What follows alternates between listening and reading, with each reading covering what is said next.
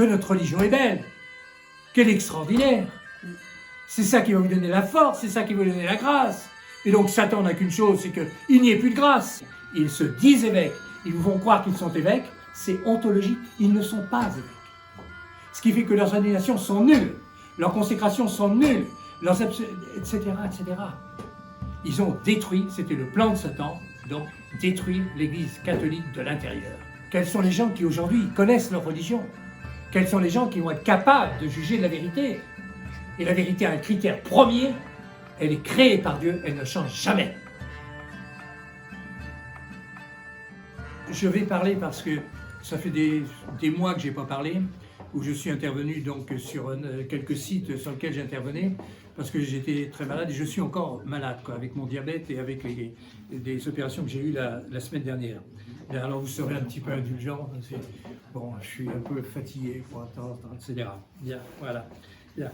Et je vais donc non pas attaquer Jeanne d'Arc et le règne du Sacré-Cœur, j'en parlerai à la fin, là, rappelant quand même, vous pouvez le trouver sur internet, j'ai fait venir donc l'anneau de Jeanne d'Arc par Philippe de Villiers.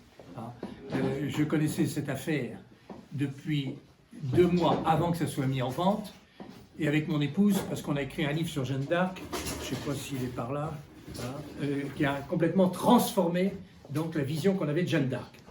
Ce livre-là, il y en a un exemplaire ici. Bon, la vraie mission de Sainte Jeanne d'Arc, Jésus-Christ, roi de France.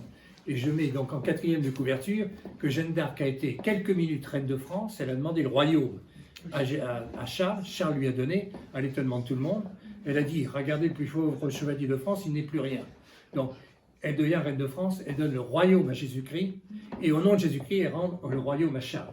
Bon, ce sont des leçons très importantes, j'explique tout ça, plein de documents, etc. Avec mon épouse, on a travaillé plus de 25 ans à recherche, donc le document en question.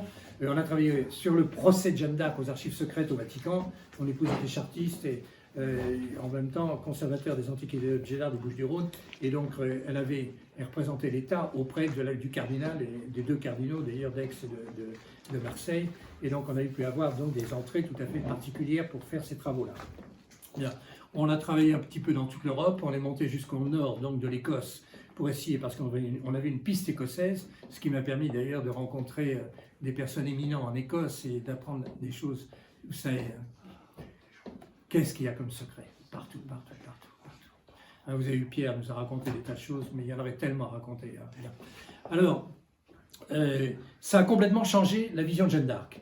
Et depuis, tout le monde parle de la triple donation, bon, sans savoir, etc., exactement ce qu'il en est, mais il y a eu donc un engagement terrible entre Dieu et la France. Voilà. Jésus-Christ est devenu roi de France. Il n'a pas demandé d'être roi des Belges, il n'a pas demandé d'être roi de Suisse, il est roi de l'univers, mais il a demandé d'être roi de France. Jeanne n'a pas fait cette mission pour rien. Elle est venue envoyer donc par ses voix, ce ne sont pas des voix, c'est des éducateurs. C'est ça qu'il faut comprendre. Les 3 personnes avec qui elle apparaît. Alors je maintiens, bon c'est une affaire qui n'est pas complètement partagée, que c'est donc Sainte Marguerite d'Écosse, Sainte Catherine d'Alexandrie et Saint Michel. Saint Michel, pas de problème. Sainte Catherine d'Écosse, pas de problème. Sainte Marguerite d'Alexandrie, c'est ce qu'on dit d'habitude. Et je dis que c'est Sainte Marguerite d'Écosse. Pourquoi? Parce que dans le procès de Jeanne d'Arc, bon, vous avez lisé le livre de Trémollet de Villers, très intéressant sur le procès de Jeanne d'Arc, vu par l'avocat. C'est intéressant, sauf la préface, où la personne qui a fait la préface a mis des doutes sur la virginité de Jeanne d'Arc à la fin. Alors que Jeanne d'Arc a bien dit que mon corps qui n'a jamais été touché, etc. Donc au moment où elle va être consumée, quand elle va brûler, etc. Et donc elle fait cette confidence extraordinaire. Bon, bien, mais le reste est très important. Et dans le procès de Jeanne d'Arc, on pose à Jeanne d'Arc la question, est-ce que Sainte Marguerite parlait en anglais? On ne le pose pas pour Sainte Catherine, ou etc., etc. On pose la question. Et donc ça renvoie au procès de Poitiers, le fameux procès de Poitiers que tout le monde cherche, etc.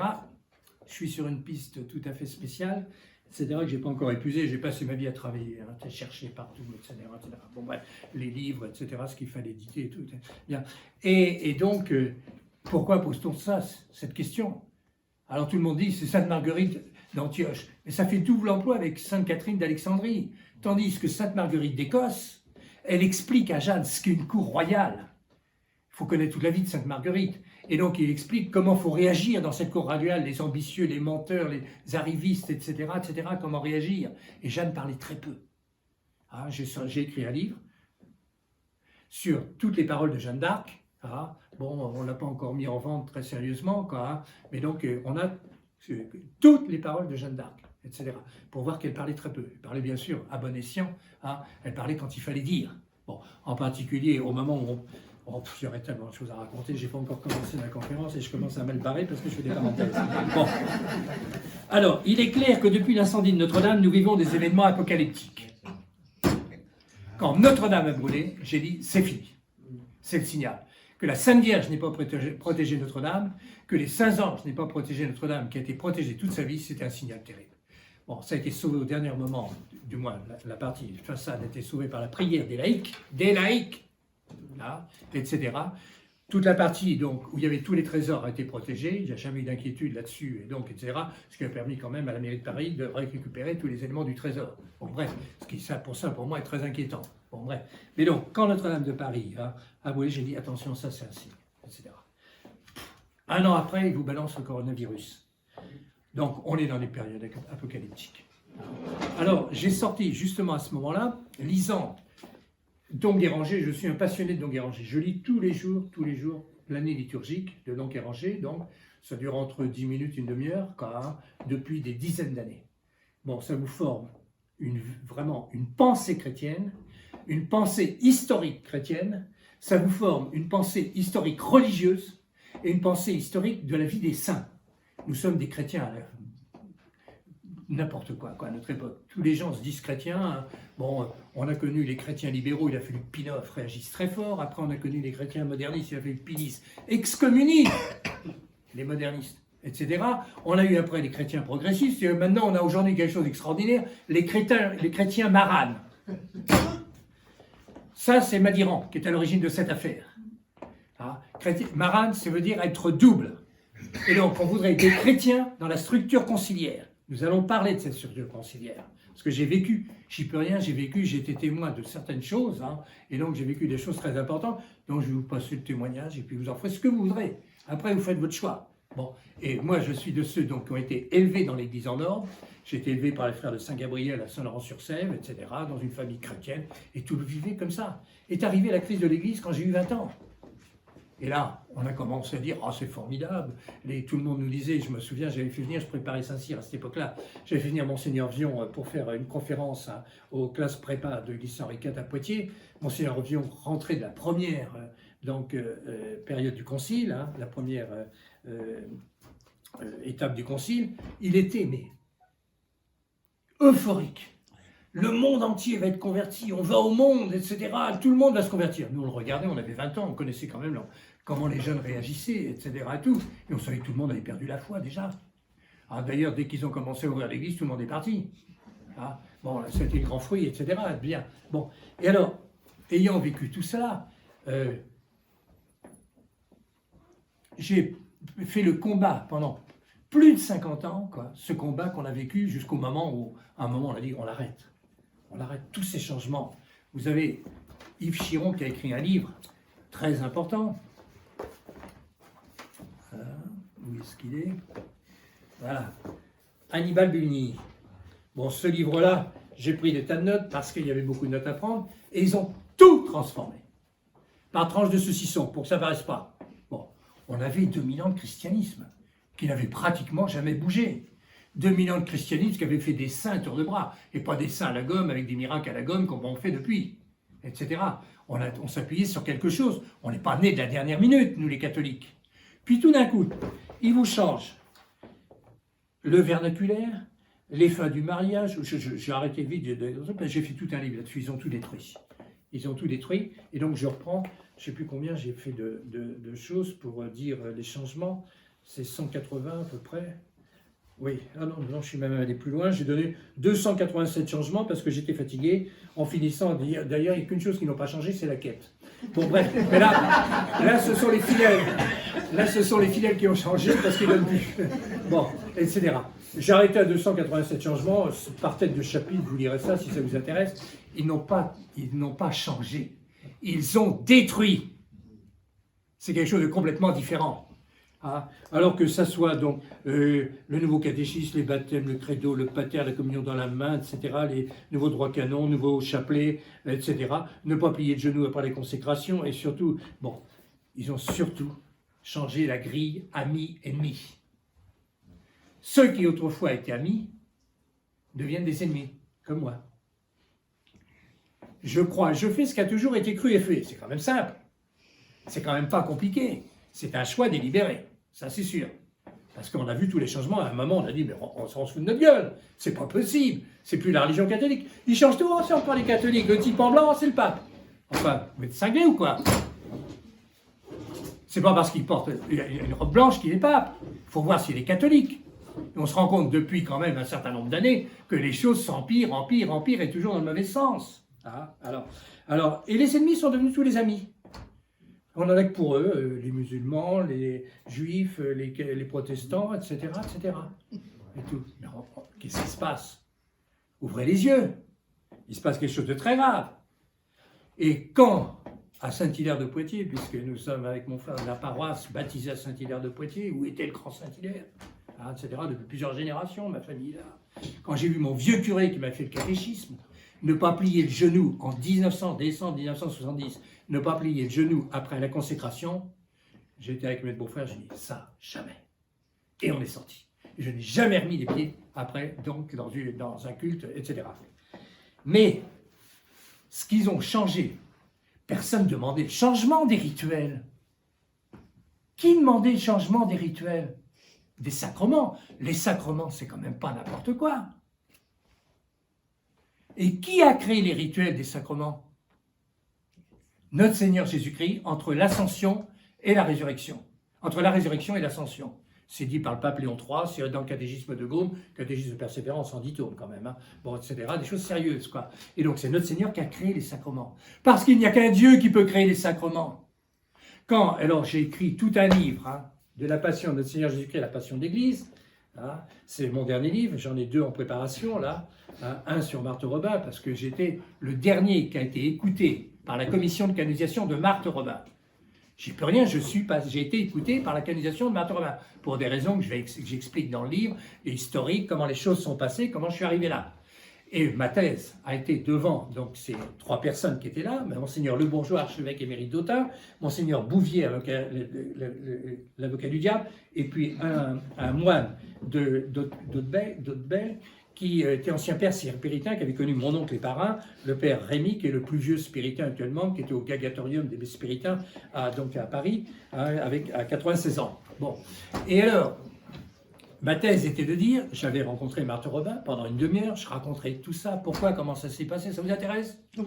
Ouais, Ah oui, bon. ah oui, ah oui. Non mais c'est des petits détails, hein, etc. Vécu, j'y peux rien. Et ma thèse était de dire que Marthe Robin ne pouvait pas être de Dieu, c'était ça en 1976. Hein, ne pouvait pas être de Dieu à cause des fruits, l'œcuménisme et le charismatisme. C'est impensable, à cause de la nouvelle messe. Et je vais ressortir, j'avais hier soir Michel Reboul au téléphone, je lui ai dit, est-ce que je peux parler de votre témoignage? Il m'a dit, oui, parlez-en sans aucun problème, hein, parce qu'on est amis depuis des années avec Michel, etc. Et Michel Reboul, à ma demande, a été contacté par la commission de canalisation. Et donc, la commission de canalisation ne l'a pas écouté, mais lui a demandé de renvoyer son rapport. Et dans son rapport, il explique que Marthe Robin est à l'origine de toutes les évolutions de Vatican II, Guiton servant d'intermédiaire entre Paul VI et Marthe Robin. Et Michel Reboul a été la secrétaire de Jean Guiton pendant des années. Elle aurait des tas de choses intéressantes qu'elle m'a racontées. J'espère qu'elle écrira ses mémoires avant de mourir, mais des choses extraordinaires sur ce qui s'est passé. Donc, Paul VI demandait par Jean Guiton l'avis de Marthe Robin sur tout ce qui s'est passé pratiquement, etc., etc. Bon, on vient donc de sortir un livre pour démontrer que Marthe Robin est complètement du cornu. Bon, j'ai commandé le livre, je n'ai pas encore reçu, je n'ai pas lu, donc j'en parlerai pas. Mais je vais parler, moi, de ce que j'ai vécu. Et quand je suis passé devant cette commission, au bout d'1 heure et demie, je ne savais pas que Monseigneur Le Bourgeois, qui était en face de moi, qui a eu un enterrement maçonnique, Monseigneur Le Bourgeois, archevêque émérite d'Autun, hein, c'est sur Internet, hein, cherchez pas. Hein. Bon, Monseigneur Le Bourgeois, dans une colère terrible, au bout d'1 heure et demie, m'arrêtant tout, c'est insupportable ce que j'entends, c'était lui le grand spécialiste de l'œcuménisme. Je ne savais pas. Et je disais, bon, c'est à cause des fruits, etc. On arrête tous. Non seulement impossible. Je dis, Monseigneur, vous voulez qu'on arrête? On arrête. Ah, vous savez, ce que je dis, c'est la vérité. Ça reviendra dans 20 ans, dans 50 ans, mais ça reviendra. Etc. Et donc, Monseigneur Bouvier, à ce moment-là, s'adresse à Monseigneur Le Bourgeois, dit, excellent, éminence, on était à la 27e ou 28e question au témoin, parce que c'est 80 questions qu'il vous faut poser pour voir la qualité du témoignage et la qualité du témoin. C'est absolument remarquable. L'Église a une connaissance de l'homme et des âmes extraordinaire. Et donc là, ça fonctionnait encore, tout ça. Maintenant, c'est n'importe quoi. Ils ont fait des canonisations à tour de bras pour faire plier les gens au nouveau rituel. Parce qu'à chaque fois qu'une communauté religieuse avait une personne du 19e, qui était une sainte d'ailleurs, bien souvent, fondatrice, ceci, cela, on les obligeait à passer au nouveau rite. On a fait plier tout le monde, etc., d'une façon terrible. Bon, alors, et ce nouveau rite, où est mon livre? Oui, là-dedans. Je donne.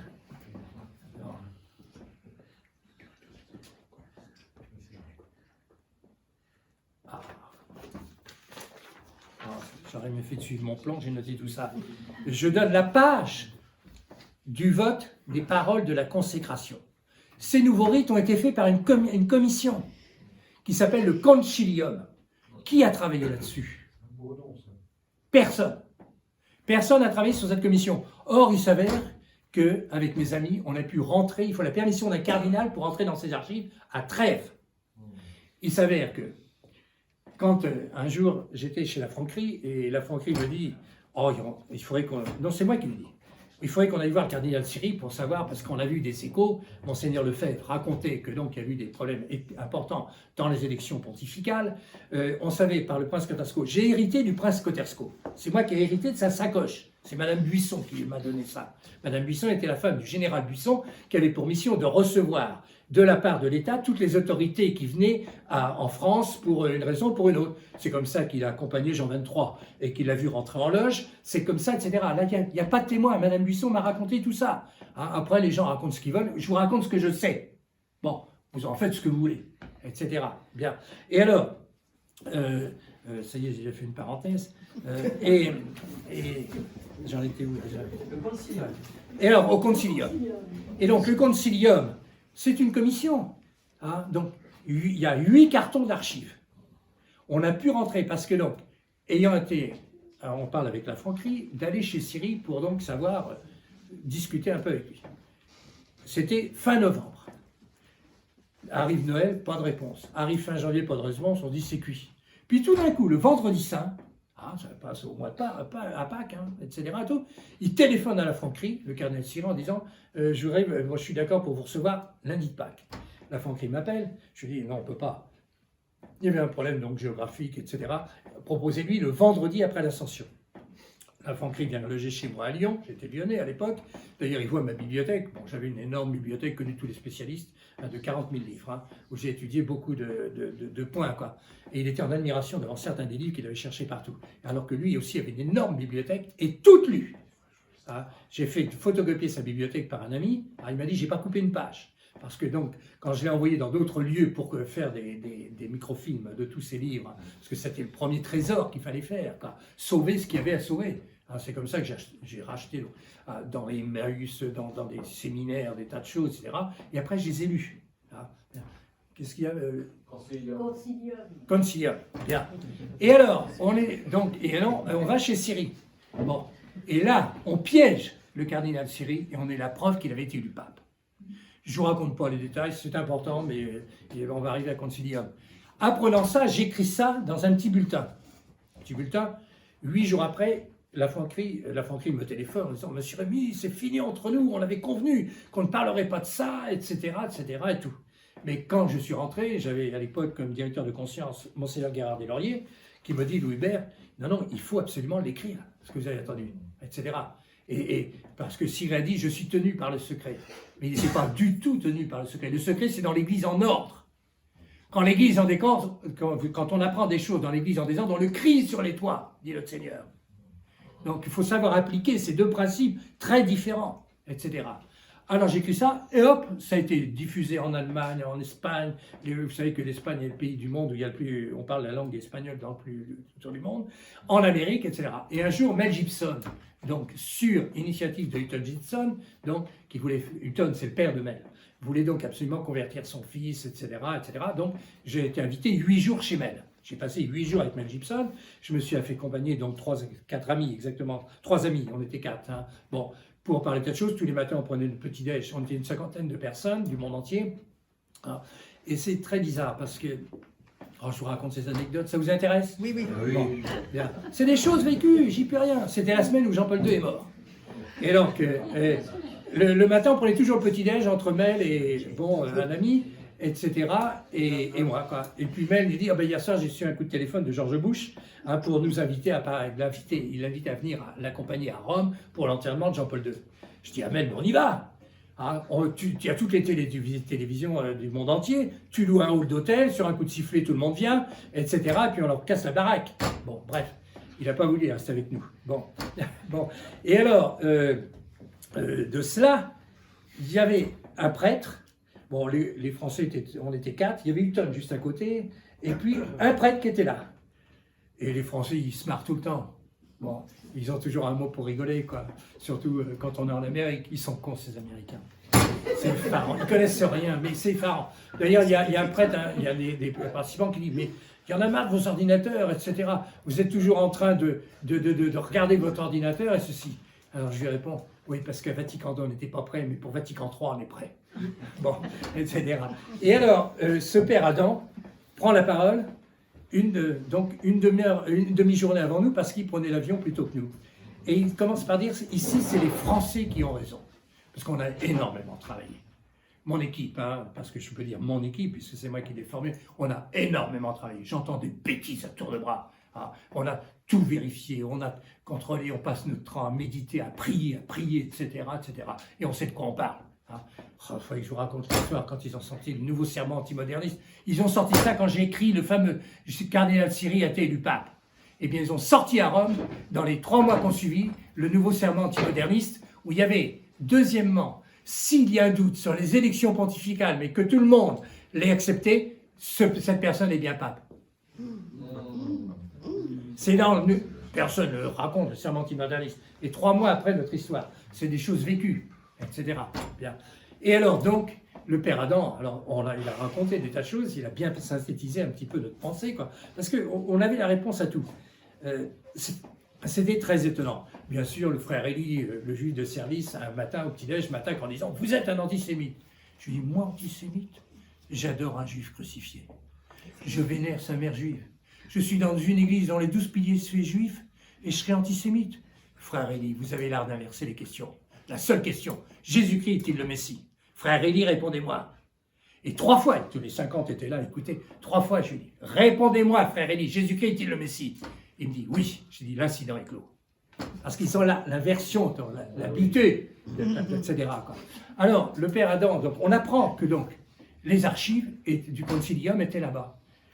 J'appelle mes copains, j'appelle le père Adam, je dis « Vous pouvez nous recevoir ?» Il dit « Pas de problème. » On a mangé ensemble, j'y étais pas moi, parce que c'était trop loin de Trèves, c'était à Trèves, donc ils ont mangé le soir ensemble, ils sont arrivés, ils n'ont même pas laissé les cartes d'identité, les papiers de photos, et on a sorti ça. 6 volumes. Voilà. Sur le problème des rituels. Et donc, tant que vous n'avez pas étudié ça, n'en parlez pas. Vous ne savez pas ce que c'est. C'est un travail colossal. On a donc tout mis sur le site Rore Sanctifica. On a tout mis sur le site, etc. Alors là, j'ai été attaqué à mort, vous comprenez. C'est moi qui paraissais en premier. C'était un engagement que j'avais pris devant le bon Dieu. J'ai toujours attaqué en premier. Bien. Bon. Et donc, on a attaqué. Et donc, ils ont fait des nouveaux rituels. Mais pourquoi faire des nouveaux rituels?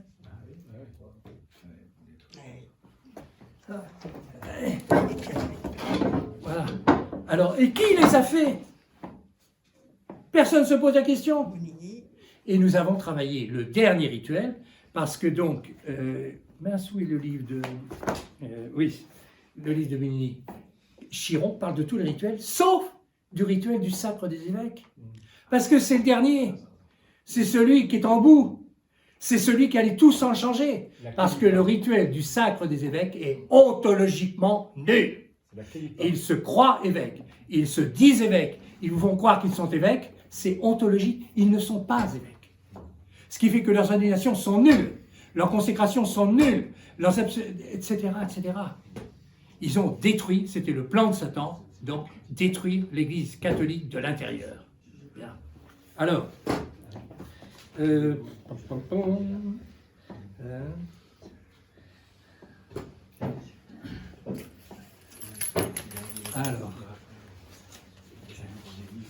ah oui, voilà la phrase exacte de la déposition de Michel Reboul que j'ai eue hier soir au téléphone.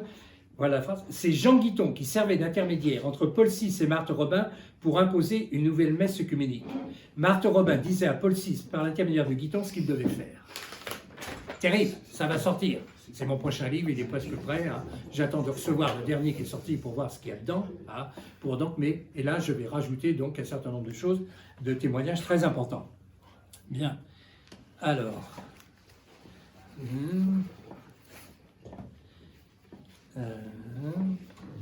Résumé donc de la lettre du travail de Rore Sanctifica. C'est donc là, à la page. Ça va être un petit peu long, je vais vous le lire, parce que c'est trop important. Tout a été pesé avec... on ne travaille pas tout seul, on travaille avec des théologiens, avec des tas de gens, etc. Il y a des gens quand même qui ne peuvent pas se mettre en avant pour des raisons, qui les regardent. C'est Louis Bérémy qui a été mis en avant. Vous n'êtes pas obligé de me croire sur parole, mais c'est tout. Quelques considérations générales sur les sacrements institués par notre Seigneur Jésus-Christ selon les enseignements constants du magistère catholique. Le magistère de la Sainte Église catholique enseigne constamment à propos des sacrements. Premièrement, les sacrements ont été institués en personne par notre Seigneur Jésus-Christ, vrai Dieu et vrai homme. Le Verbe de Dieu incarné, vivant et ressuscité. C'est pourquoi les sacrements lui appartiennent en propre et personnellement de manière intangible. On ne vous a jamais dit ça. Ils n'appartiennent pas à la Sainte Église catholique, qui est seulement chargée d'en conserver le dépôt intangible et de juger souverainement de l'opportunité de leur administration aux fidèles, cas historique de l'interdit jeté sur un diocèse ou une nation chrétienne par exemple. C'est pourquoi la Sainte Église ne peut en rien suppléer à l'invalidité factuelle de l'administration d'un sacrement. Et on connaît l'histoire, par exemple, d'un évêque qui avait donc baptisé, ordonné, sacré, etc. Et tout d'un coup, on n'a jamais retrouvé son certificat de baptême. Eh bien, ça s'est passé au Brésil. L'Église a fait refaire tous les sacrements. Parce que ces sacrements, il n'y avait pas le certificat de baptême. Et aujourd'hui, vous savez que les baptêmes sont, les 3/4 sont complètement invalides. Moi, j'ai ici plusieurs filleuls, etc., qui j'ai refait faire. Bon, on conseille de refaire le baptême, parce que quelle est l'intention de l'Église dans le nouveau rituel du baptême? Pourquoi changer le rituel du baptême? Le rituel ancien ne pose pas de problème. Pourquoi changer le rituel de la confirmation? Le rituel ancien ne pose pas de problème. Et pourquoi changer, donc en supprimant les exorcismes dans le nouveau rituel du baptême, ou en baptisant chez les cheveux, alors qu'on doit baptiser sur le front, avec le signe de la croix et l'eau sur le front, etc. Et donc il y a un tel doute. Quelle est l'intention de ceux qui ont fait le nouveau rituel? Est-ce l'intention de l'Église de toujours? Les anglicans, donc les rituels anglicans ont été étudiés par les évêques anglais dans les années 30-40. On a mis sur Internet leur rapport. Ils considèrent que le baptême anglican est nul. Parce que l'intention de ceux donc de l'Église anglicane n'est pas l'intention de l'Église catholique. Et tout ça, c'est expliqué par Léon XIII, c'est expliqué donc par les évêques anglais, etc. Et automatiquement, un anglican qui devenait catholique se refaisait baptiser. Sans ça, il n'est pas catholique en rien. Alors, vous voyez qu'on est complètement en dehors des réalités. Voilà les réalités. Et voilà le combat suprême de Satan. On a écouté avec Pierre, là, tout à l'heure, donc le mondialisme. Mais le mondialisme, c'est lié à deux camps. Il y a d'un côté le camp de la Vierge Marie, dont notre Seigneur, et de l'autre côté le camp de Satan. Et tous ceux qui ne sont pas dans le camp de la Vierge Marie, c'est la Vierge Marie qui est la chef du camp, au soir, donc du paradis terrestre. Et donc son fils, et le fils obéit à Marie. Quand l'ange vient, Dieu s'incarne quand elle a dit, je suis, d'abord la phrase est merveilleuse, elle ne dit pas, veux-tu être la mère, je suis la servante du Seigneur, c'est de toute beauté, quand on médite tout ça. Et Dieu s'incarne. Si la Vierge ne le dit pas, si elle refuse, Dieu ne s'incarne pas. On a étudié, bien sûr, en théologie, l'incarnation en toute hypothèse, si la Vierge Marie, etc. Quoi. Bon. Et la Vierge Marie commande à Jésus pour ce début donc, de sa vie active de chrétien. Et ils sont donc aux noces de Cana. Jésus s'est fait accompagner donc, de quelques gens de... Donc, il y a André, son frère d'abord, Pierre, André, son frère, ils sont quatre apôtres, et il manque de vin, parce que c'est un travail qu'on avait fait avec mon épouse sur le problème du vin et de Cana. Hein. Malheureusement, mon épouse était perfectionniste, elle était chartiste, alors des perfectionnistes, il fallait que ça soit impeccable. Moi, j'ai toujours, quelquefois, j'ai fait des rééditions, j'ai rajouté, quoi, etc., etc. Bon, en réalité, son travail n'est pas sorti, c'est malheureux, parce que ce travail est extraordinaire. On a retrouvé, chez les pères de l'Église, le nom des enfants du noce de Cana, le nom des parents.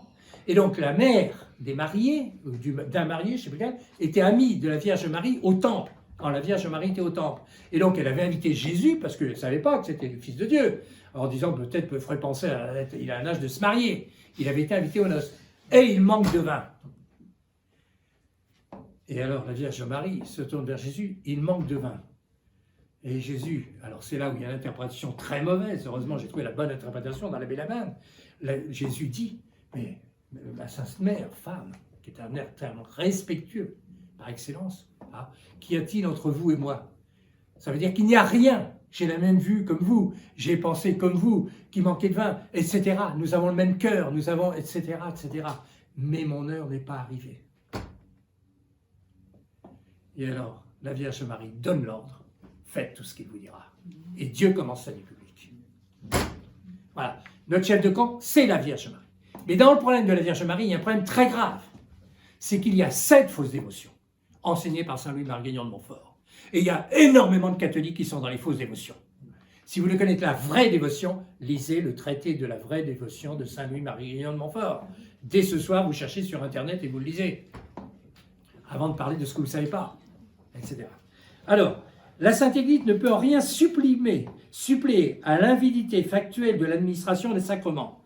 Comme pour tout ce qui relève de l'ontologie, c'est donc du caractère des choses, il n'est nullement au pouvoir de la Sainte Église qu'un sacrement invalide de fait devienne valide ou inversement. L'Église n'a aucun pouvoir sur les sacrements. C'est les pères de l'Église, vous avez tout, etc. Deuxièmement, la Sainte Église catholique de notre Seigneur Jésus-Christ, religion de l'incarnation du Verbe de Dieu. Nous sommes dans une religion incarnée. C'est une religion qui doit être, qui fait qu'on vit. On vit sa vie chrétienne. Hein, et qu'on a formé des prêtres qui sont philosophes, qui sont donc des intellectuels. Ils nous ont fait une religion intellectuelle. Il y en a marre. Hein, bien, etc. Et donc, dans une religion vécue, la prière du matin, les bénédicités, les grâces, le chapelet, l'examen le soir et la prière du soir. Si vous ne faites pas ça, vous n'êtes pas catholique. Hein? Vous êtes un catholique blême, BLM, bourgeois libéral mondain. Bon, c'est les types qui allaient à la messe de midi, etc. et tout, après avoir dansé toute la nuit, etc., etc. Et le bon Dieu est en train, va faire, ce qui se passe actuellement, c'est la justice de Dieu. Lisez donc ce livre-là. Hein, donc, qu'est-ce que c'est que la justice de Dieu? C'est le 7e dimanche après la Pentecôte. C'est pas moi qui parle, c'est Don Guéranger. J'ai copié intégralement. La justice de Dieu est terrible quand elle passe. Quand elle est passée sur Louis XVI et les Bourbons, il vient de sortir un livre extraordinaire sur Louis XVI, l'intrigant. Je l'attends, là, j'ai commandé, etc. J'ai des échos des gens qui l'ont lu, absolument pour montrer que Louis XVI n'est pas du tout le personnage qu'on nous a présenté. Et donc, il y a toutes les correspondances de Louis XVI, jeune, avec une protestante hein, dont il était amoureux, etc. Il va falloir réécrire, donc, etc. Déjà, Louis XVI est un homme, c'est un pauvre type. Pourtant, courageux, hein, etc. Et tout. Mais il n'a pas fait ce qu'il fallait faire. Hein. Le problème du sacre de Louis XVI, et son testament est lamentable, c'est un testament de bourgeois, c'est pas un testament de chrétien. Il dit, si mon fils a le malheur de régner, pendant que Saint Louis dit, si mon fils a la grâce de régner. On est à d'autres dimensions, on n'est plus du tout dans les mêmes choses, etc. Et donc les Bourbons avaient tellement trahi que toute la France prie, les monastères prient, tout le monde prie. Et Louis XVI, guillotiné. Et Louis XVII, un martyr terrible. Chaque fois que je médite sur le martyr de Louis XVII, c'est terrible, terrible, terrible, terrible, terrible. c'est la justice de Dieu. Vous lirez ce que Don Guéranger explique sur la justice de Dieu. Quand la justice de Dieu vient, on ne peut rien y faire. Et alors après, il explique la justice de Dieu dans le sac de Jérusalem. Donc, le 8e dimanche et 9e dimanche après la Pentecôte. Bon, je réécris donc intégralement, pas un mot de plus, ça, etc. Et vous verrez le sac de Jérusalem. C'est horrible. C'est effrayant. Hein. Par donc phases successives, d'abord les Galiléens, ensuite les grands prêtres, ensuite les pharisiens, etc., etc. Tout le monde y passe. Je cite quand même, je fais référence à un livre que j'ai fait rééditer chez Saglio, hein, l'ouvrage de Georges Grandjean, La destruction de Jérusalem, le premier pogrom. Ce livre de Georges Grandjean est bourré de... C'est un livre qui a fait une étude sur le sac de Jérusalem, énormément de faits, hein, de noms de personnes, etc. Bon, lui n'a pas la vision surnaturelle qu'a Don Guéranger. Mais au niveau, donc, événement, c'est extraordinaire. Bon, bref. Alors, de toute façon, ça finit toujours dans la justice de Dieu. Dans ce livre-là, je parle donc du problème de la sodomie chez les prêtres. Je parle du livre de Gomorrhe, Saint-Pierre d'Amiens. Première fois que ça a été édité en français. On l'a vendu d'ailleurs à des tas de séminaires. Un séminaire à Paris, tout ça, etc. Ils nous ont commandé. Ça s'est diffusé un peu partout. Bon, Saint-Pierre d'Amiens, livre de Gomorrhe. Là-dedans, Saint-Pierre d'Amiens qui est un monument. Il faut savoir la vie de Saint-Pierre d'Amiens. Dans ce livre de Saint-Pierre d'Amiens, il explique qu'un évêque qui ne met pas, en général, quand un prêtre a touché, bon, quand même, hein, quand ils sont occupés d'enfants, vous avez eu l'histoire de l'abbé de Maillard, hein, de la fraternité Saint-Pédis, là, qui est sortie il y a 8 jours. Bon, 19 enfants qui ont été pervertis. Alors, il y a un type qui m'écrit, Louis Hébert, pourquoi vous faites savoir ça? Mais faites savoir ça. Mais notre Seigneur est terrible. La phrase la plus terrible des évangiles. Qu'on lui mette une corde autour du cou et au fond de la mer. Quand on pervertit un enfant sans défense, c'est des enfants marqués à vie. Hein, je connais donc des trucs sur des écoles tradies en Amérique. Les parents ne veulent pas que les enfants portent plainte parce que les enfants sont détruits par les psychiatres, les machins et ceci et cela. Mais les faits sont réels. Et là, on ne peut pas comprendre ça. J'explique ça dans ce livre-là, toujours pareil. Le Romains 1, 18, 34. 1, 18, 32. 14 versets par saint Paul pour expliquer ce que c'est que la sodomie. La sodomie, c'est le châtiment des personnes qui ont fait le péché contre le Saint-Esprit. Il y a combien de péchés contre le Saint-Esprit? Qui connaît ça? Vous avez 6 péchés contre le Saint-Esprit. Vous avez ça dans tous les catéchismes d'avant, les péchés contre le Saint-Esprit. Et puis vous avez les péchés qui demandent la vengeance particulière de Dieu. J'explique tout ça, je vous donne tout ça, etc. Et donc, aller contre la vérité connue, c'est le pire péché contre le Saint-Esprit. Personne ne va discuter les mathématiques. Quand j'étais prof au Sahara, mes lettres de seconde, j'expliquais les mathématiques, c'était la plus grande preuve de l'existence de Dieu. Il faut que ça soit construit en une seconde. Sans ça, rien fonctionne. Avec 10 chiffres, enfin 10 signes, 1, 2, 3, 0, plus, moins, divisé, multiplié. 14 chiffres, vous avez toutes les mathématiques. Bon, qui? Alors un jour, j'étais dans un gîte rural, je raconte, il y en a qui l'ont déjà entendu, mais ceux qui ne l'ont pas entendu vont l'entendre. J'étais dans un gîte rural, et puis je prenais le petit-déj avec le patron, j'ai dit, qu'est-ce que vous faites? Il me dit, je suis expert comptable. Ah, j'ai dit, bah tiens, vous allez me répondre à une question qui je me suis toujours posée, qui a inventé les mathématiques? C'est le hasard. Je lui dis, quoi? Vous, expert comptable, le hasard? Alors que vous êtes Poissy au centime près, machin, etc. Tout. Vous faites les additions quand c'est mal fait. Et quand lui ai posé 3-4 fois la question, il m'a dit, monsieur, vous venez de détruire ma vie. Textuellement, je suis vénérable de loge, il n'y a qu'un Dieu qui peut créer des mathématiques. Oups. Et il m'a invité après à venir, bon, c'était loin de mes bases, je ne suis jamais retourné, etc. Il m'a dit, je vous invite, on discutera, etc. etc. Et s'il faut savoir poser les bonnes questions, il faut savoir regarder, réfléchir. Les gens disent, change les rituels, change les rituels, change les rituels. Vous êtes cinglés ou quoi? Et alors là-dedans, je donne la page des paroles de la consécration qu'on a photocopiées. C'est en latin. La page y est. Les paroles de la consécration votées mot par mot. Là, j'ai fait une 50aine de fois les exercices de Saint-Ignace dans ma vie. Pour vous dire, bon, on le faisait tous les 6 mois quand on démarrait. J'avais 20 ans, c'est Jacques de Belgueliève, pour qui j'ai une vénération extraordinaire, quoi, qui me dit, Louis Hébert, parce que j'étais chef de troupe où son fils était scout, et il me dit, Louis Hébert, il faut que vous allez à Chabrol. Bien, mon capitaine.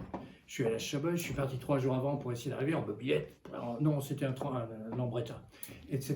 Et je suis arrivé à la sonnette clocher. Il m'a dit, tenez jusqu'au bout, le cornet fera tout pour que vous ne riez pas, etc. Je suis arrivé à la sonnette clocher. Et j'ai fait l'exercice pour la première fois avec le Père Bariel, qui est devenu directeur spirituel des causes. Et le Père Bariel nous a enseigné, la seule chose, votre seul critère, c'est la vérité. Voilà, en tout. C'est pas l'obéissance, c'est pas les magouilles. Qu'est-ce que c'est que la vérité? Il y a un seul homme au monde qui a dit « Je suis la vérité ». Il n'y en a pas deux.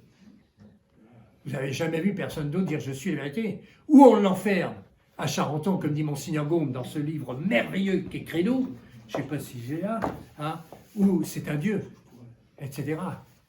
Mais quand il dit « Je suis la voie, la vérité, la vie », et la vie, ça c'est le passage de Matthieu.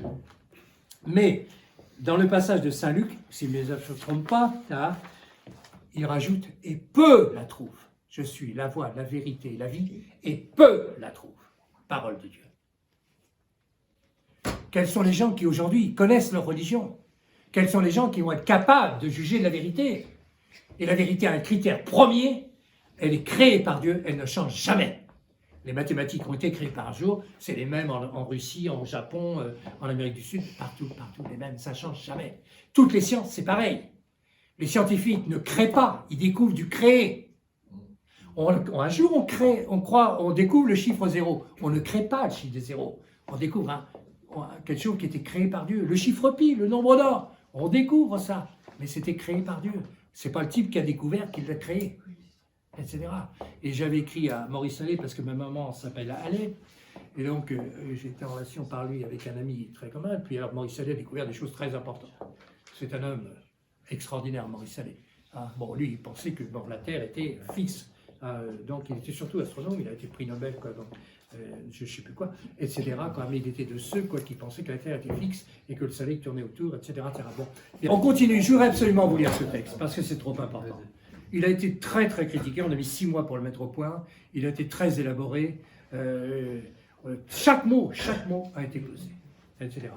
La Sainte catholique de notre Seigneur Jésus-Christ, religion de l'incarnation du Verbe de Dieu, se distingue ainsi radicalement des deux autres religions dites aujourd'hui du livre par l'instauration d'un sacerdoce sacrificiel d'une nature ontologiquement transcendante. Potestas ordinis, le pouvoir donc de l'ordre, et caractère sacerdotal ontologique lié à la personne de Jésus-Christ, Verbe de Dieu incarné. Conféré sacramentellement par la consécration sacramentelle épiscopale et l'ordination sacramentelle presbytérale à un clergé de grands prêtres et prêtres sacrificateurs. Quand on médite le rôle du prêtre, on comprend quand le curé d'Ars dit les anges plient le genou devant un prêtre au lieu que ce soit l'inverse, etc. Si on connaissait les dimensions de ce que représente un prêtre, du pouvoir d'un prêtre, il vous absout vos péchés. Au nom de Dieu. Il parle au nom de Dieu. Il a le pouvoir de parler au nom de Dieu et de dire « tu es pardonné ». C'est quelque chose de fabuleux. Enfin, qui d'entre vous n'a pas péché? Qui d'entre vous moi, j'ai perdu mon épouse, et donc j'ai vécu cette agonie. J'étais complètement, j'ai jamais vécu la mort près de moi. Mon père a 320 descendants, il n'y en a pas une dizaine de morts, etc. Bien. Et j'avais jamais vécu. J'étais complètement perdu. Je ne savais pas ce qu'était la maladie, je n'avais jamais vécu ça, etc., etc. Et quand je voyais mon épouse, j'étais complètement anéanti, et puis je priais, le bon Dieu, je disais, qu'est-ce qu'on peut faire? On demandait conseil, etc. Avec ce cancer, les toubibs ne connaissent rien dessus, ils sont complètement perdus. J'ai tout entendu, n'importe quoi. Les escrocs, tout ça. Enfin, bref. Eh bien, le grand prêtre est un prêtre sacrificateur. C'est sur lui que donc il va y avoir l'incarnation à la Sainte Messe. Que donc Dieu va être présent dans la Sainte Hostie et dans le calice, et que donc vous allez communier à un Dieu. Que notre religion est belle, qu'elle est extraordinaire. C'est ça qui va vous donner la force, c'est ça qui va vous donner la grâce. Et donc Satan n'a qu'une chose, c'est qu'il n'y ait plus de grâce. Et il a réussi. Et plus de sacerdoce. Il n'y ait plus de sacerdoce. Détruire le sacerdoce pour détruire la grâce. Et plutôt béni dans la vous avez 50% des jeunes prêtres mariés, ordonnés dans le nouveau rite qui défroquent dans les 5 ans. Ils ne tiennent pas. C'est surnaturel. Et si vous allez à des messes, vous avez n'importe quoi, etc. Vous n'aurez pas de grâce. Vous n'avez même pas la grâce de voir. Personne ne vous parle des réalités. Vous avez entendu tout ça, jamais? Le magistère de la Sainte Église qualifie les sacrements de voie ordinaire des grâces du salut pour les hommes, obtenues sur la croix par la rédemption du Verbe incarné. Et de fait, cette voie ordinaire des grâces du salut prodiguée par le Verbe incarné, que sont les sacrements, manifeste clairement cette incarnation par les conditions de matière et de forme, orale si c'est-à-dire audible, qui conditionnent leur validité factuelle selon l'enseignement constant du magistère catholique. Plus personne dans ça, les curés ne savaient même plus tout ça. On l'a changé, ah bah oui, il faut obéir, il faut obéir. Ah, moi j'ai vécu ça. Tiens, je raconte un petit peu mon combat dans une petite brochure que j'ai consacrée. L'homme le plus extraordinaire que j'ai rencontré dans ma vie, j'en ai rencontré des hommes éminents, mais l'homme le plus extraordinaire que j'ai rencontré, c'est Jean Vaquier. Bon, Jean Vaquier, j'ai réédité 22 cahiers. Ah oui. Ouais, parce qu'on travaille quand même. Hein. 22 cahiers, donc, sur tous les écrits de Jean Vaquier. Bien, 22 cahiers sur toutes les étudiés. Jean Vaquier a tous étudié. Le problème de la révolution liturgique, le problème de la démonologie, d'ailleurs c'est le premier cahier, un abrégé d'élémologie qui est un monument. Hein, bon, un monument extraordinaire encore, hein, pour comprendre comment le démon fonctionne. Ah oui.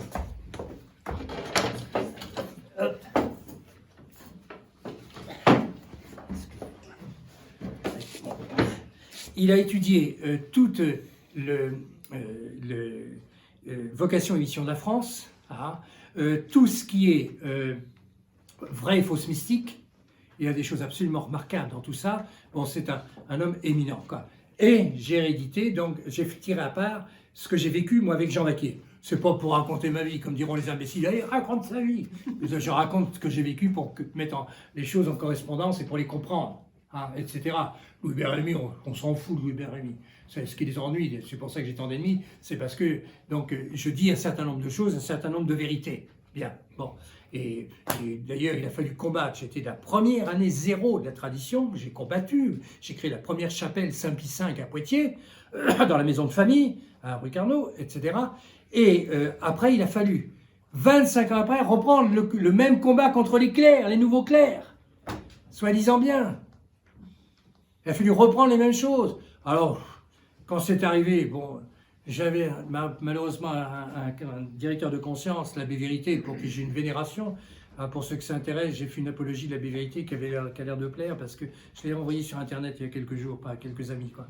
Mais l'abbé Vérité me disait, Louis-Hubert, il faut attaquer, il faut combattre, il faut combattre, il faut combattre. Bon, combattu, etc., etc., quoi. Bon, et donc il m'a relancé, et donc, alors je me suis fait des ennemis de tous les curés. Bon, et donc, on vous racontera depuis l'ami l'autre jour qui parle de moi après de la fin. Oh, Rémy, mais c'est un fou. On sait qui il est, etc. Oui, bon, bien, il faut répondre. J'écris des milliers de pages. J'attends les réfutations. Ah, parce que je n'ai pas de réfutation. Je suis navré. Ou si j'écris une bêtise, etc. Ah si, il y a une réfutation qui est sortie dans le dernier numéro de Sodalicium, où là, il y a 15 pages. Mais là c'est d'une malhonnêteté comme je n'ai jamais vu, puisque j'ai répondu déjà à ces articles-là. Mais bon, alors... Ils sont contre la salette, ils sont contre... enfin, pour un certain nombre de choses, mais ça, c'est un truc que je réglerai. Parce que donc, je suis un combattant et on ne va pas me laisser mourir sans combattre.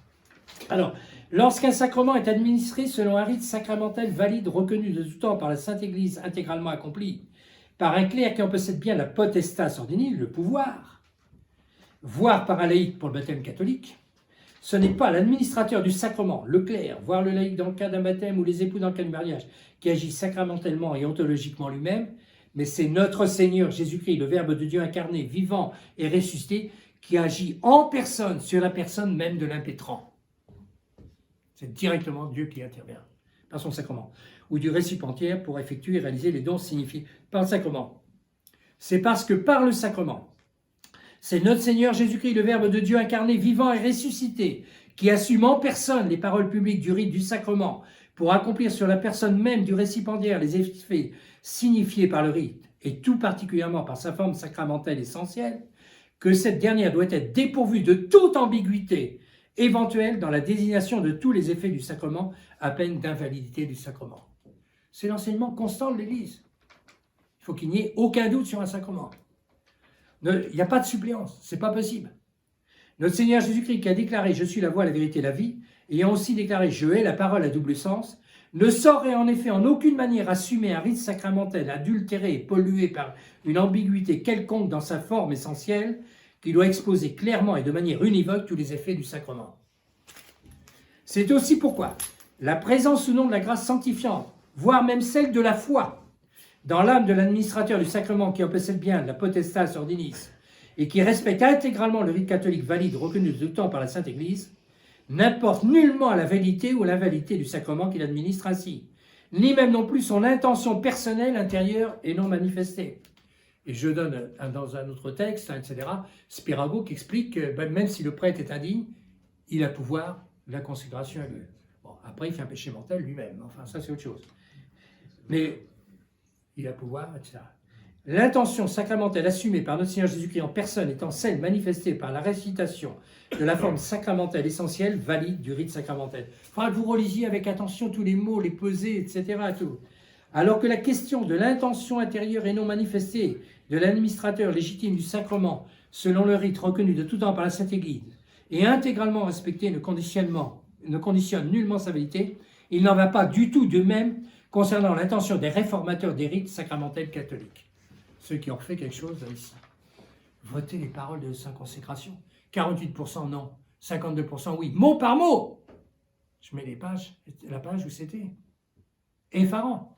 Ils ont supprimé donc un passage essentiel de la consécration. Bien au contraire, si quelque réformateur que ce soit modifie la formulation d'un rite sacramentel valide traditionnel par du suppression ou des ajouts, et a fortiori, comme c'est le cas pour le nouveau rite latin de la consécration sacramentelle épiscopale imposé à l'Église catholique depuis le 18 juin 68 par Montini Paul VI, remplace entièrement le rite valide traditionnel par un nouveau rite. Parce qu'ils auraient pu laisser deux rites. Pourquoi pas? S'ils avaient été honnêtes. Mais non, ils s'imposent le nouveau rite et ils combattent à mort l'ancien. C'est pas dis-moi qui tu aimes, c'est dis-moi qui tu es. Pour savoir qui est quelqu'un. Qui ils ont combattu? C'est effarant.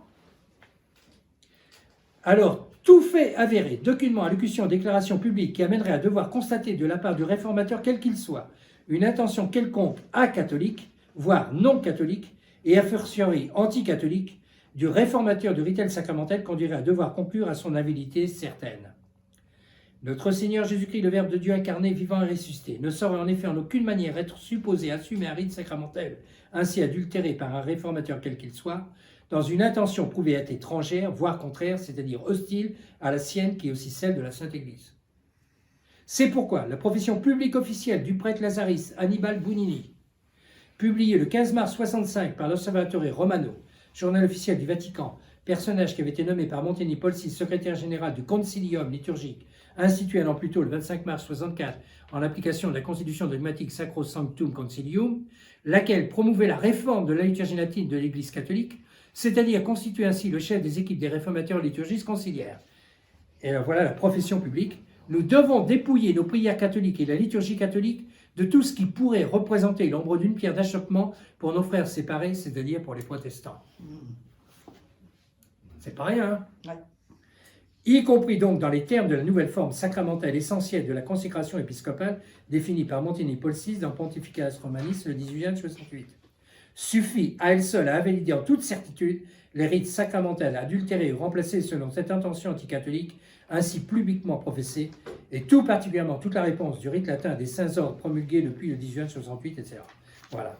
Bon, donc, c'est incontournable, quoi. Qu'est-ce que vous voulez? Vous ne pouvez pas répondre à ça, c'est irréfutable. Bon.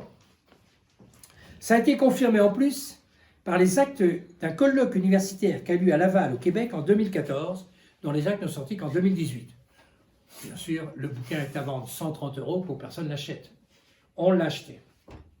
Il y a tout un chapitre pour expliquer qu'il discrédite le pseudo-texte sur lequel repose le nouveau rituel des sacres des évêques épiscopaux de rite latin depuis 68, ce qu'on appelle la tradition apostolique d'Hippolyte de Rome de Dombotte, qualifiée de document fantôme. On avait déjà, nous, travaillé ça dans Rore Sanctifica. On l'a déjà prouvé par le travail, je ne sais plus, d'un autre universitaire très brillant qui avait montré que c'est cette tradition d'Hippolyte sur laquelle s'appuie le nouveau rite. Vous prenez tous les textes, etc. À Strasbourg, on enseigne, il y a tout un enseignement sur de nouveaux rites, tradition apostolique, etc. Et cette tradition apostolique n'existe pas. Par les meilleurs spécialistes du monde. J'ai un ami qui est professeur à Laval, au Québec. Je lui ai dit, mais qui sont les gens conseillers? Il m'a dit, c'est les meilleurs spécialistes du monde. Et c'est la type, ils disent, ça n'a jamais existé. Bon. Alors après, le père Pierre-Marie, qui avait compris notre travail, d'Avrier, qui avait compris notre travail sur le problème, on avait donc présenté tout ça, et au début avait appuyé notre travail, après fait marche arrière. Alors, il y a eu quelques réactions au concile, j'y pense, Annie, j'y pense. Bon, il y a eu quelques réactions au concile. Bon, vous avez d'abord cet énorme travail qui vient de sortir. Ah, ça va tomber. Bon, enlève-les. J'en ai plus besoin, enlève-les. Il est à plat. Bon, ça vient de sortir. Je viens de le recevoir. Donc, c'est un de mes amis qui a fait ça, Philippe Roy, qui a fait sa thèse donc, sur le Cetus International Patrum. Le Cetus International Patrum, c'est-à-dire l'équipe qui, au Vatican, au Concile Vatican II, a donc réagi contre Vatican II. C'était dirigé par Monseigneur Castromeyer, Monseigneur Lefebvre, Monseigneur... ils étaient 4. Provençaux, Sigo, et puis etc. Bon, là, il nous donne tous les documents donc, du Concile. Sur donc, ce recueil de documents du Cetus pour servir à l'histoire du Concile Vatican II. C'est pas très cher. 60 €. Très cher. Oui. Quand on sait les conséquences. Oui, il me l'a envoyé parce que... Bon, bref. Il y a aussi toutes les propositions de Monseigneur Lefebvre, etc. Ils ont édité à côté. Il y a tout. Ouais. C'est très... Ah ben non, il y a le petit livre, oui. Le Le petit petit livre, oui, livre, d'accord. C'est très intéressant aussi. C'est toujours Philippe Roy qui l'a sorti. Oui, bon, c'est un très bon ami. Bon, bref. Et alors, celui que j'ai donné ma bibliothèque. Bon, pour vous dire.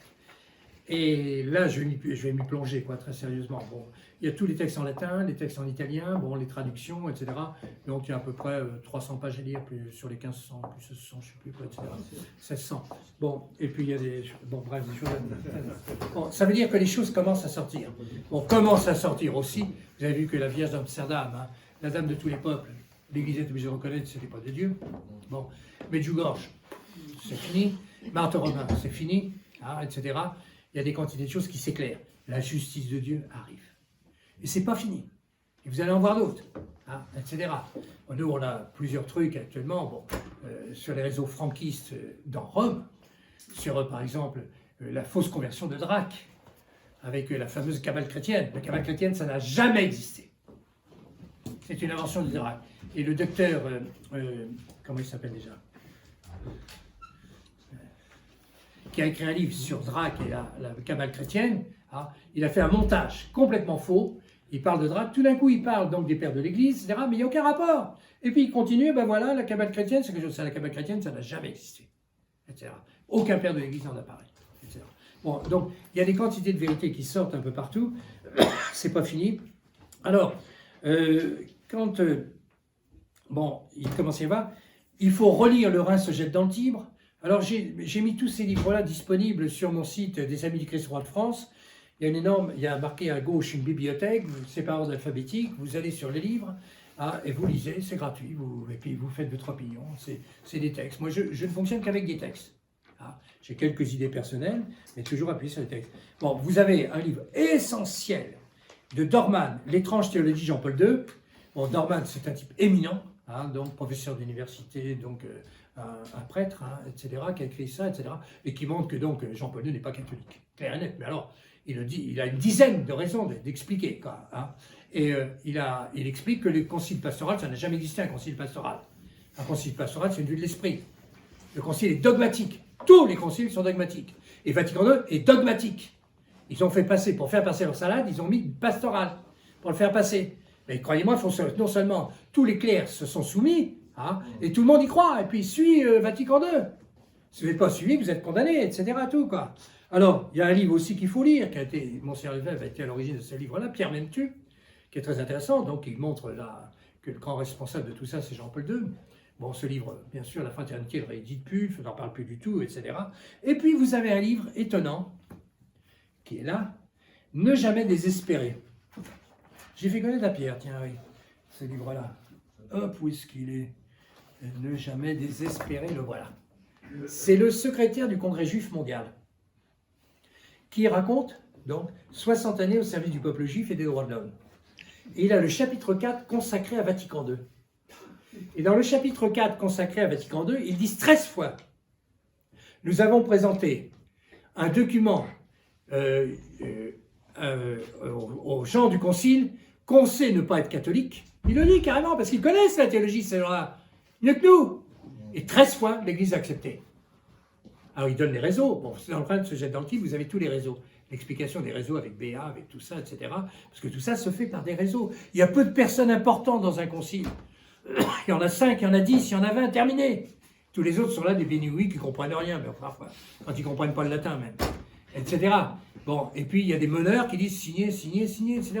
Quand donc, dès le premier jour où le concile avait été préparé, donc avec Monseigneur Lefebvre avait été responsable de toute une commission, etc.